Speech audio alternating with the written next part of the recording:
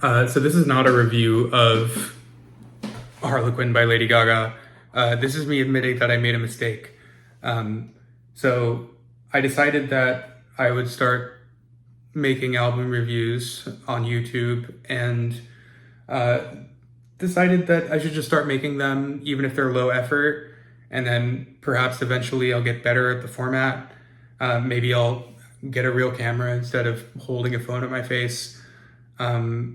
Maybe I will, write and edit or whatever. That seems like a lot of work though. So I'll just see what I can do with this form and maybe decide to expand down the road.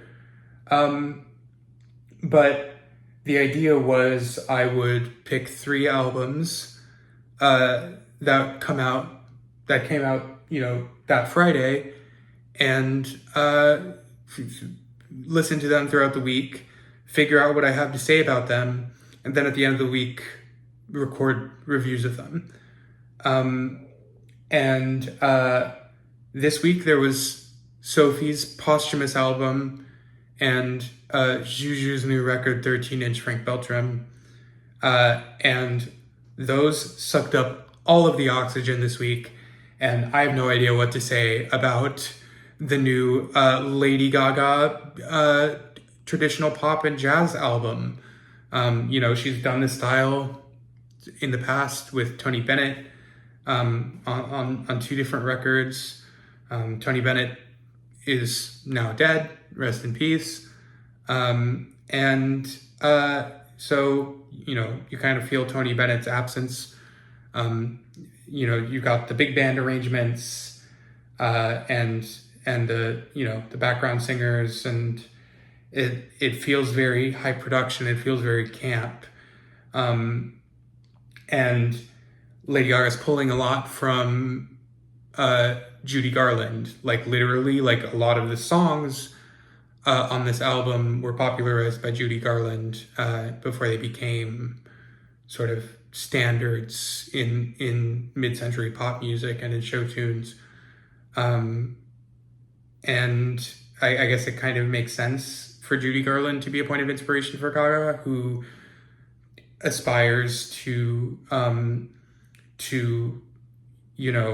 be simultaneously a glamorous star in music and in the silver screen. And Judy Garland was one of the most successful people to ever inhabit both roles at once. But Lady Gaga's kind of getting quirked up on this record and busting it down sexual style. Not really. All I'm saying is she's gets really expressive and takes a lot of liberties with these arrangements sometimes. And I can only assume that's because she is connecting to the character of Harlequin, who I don't know anything about the DC universe. This is why I say this is not a review, and this was a mistake, because I honestly don't know how to critique this record. And it's not because I don't, I like,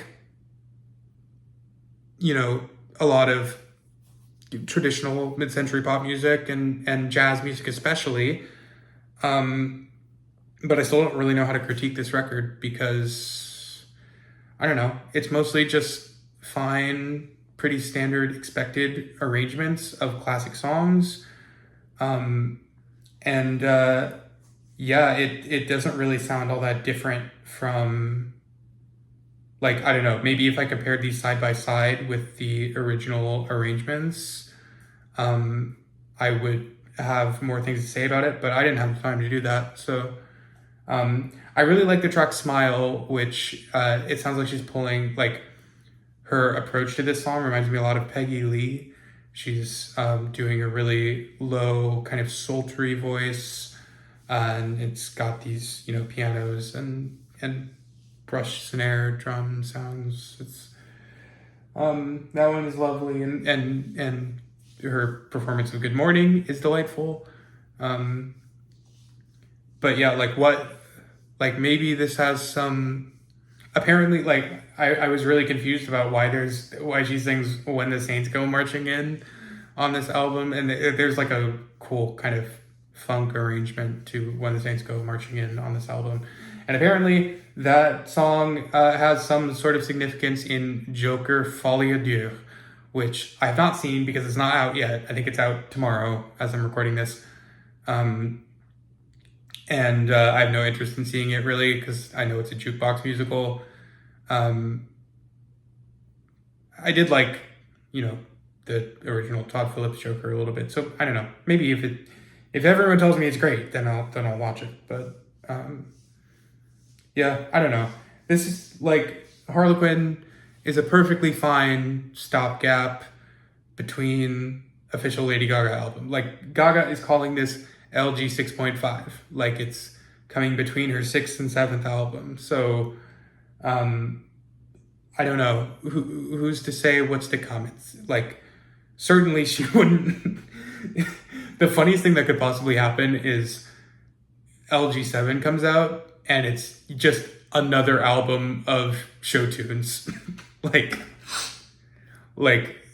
yeah, like everyone's like, oh, this show tunes album is just a stopgap between official pop albums. But no, LG7 is just more Judy Garland covers. If you have any takeaway from this video, it's that maybe don't be so hard on yourself, and maybe don't set expectations for yourself too high. Don't force a 3rd album review if you only have 2 in you that week, okay? And if you take anything else from this video, it is worth it to listen to the entire Judy Garland Live at Carnegie Hall album because it's fucking killer. Judy Garland is a performer unlike anyone the world has ever seen. And so, like, as I'm listening to this album, I'm listening, and Gaga has a fantastic voice, and she's very expressive and charismatic.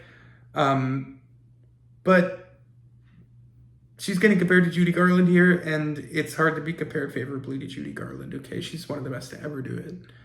So, I obviously have not said anything coherent this entire video, so I think I'm going to end it here. Harlequin, listen to it if you want to hear Lady Gaga doing mid-century pop and jazz and show tunes standards over big band arrangements. And if you aren't interested in that, then you're not going to get anything out of this. So have a good day.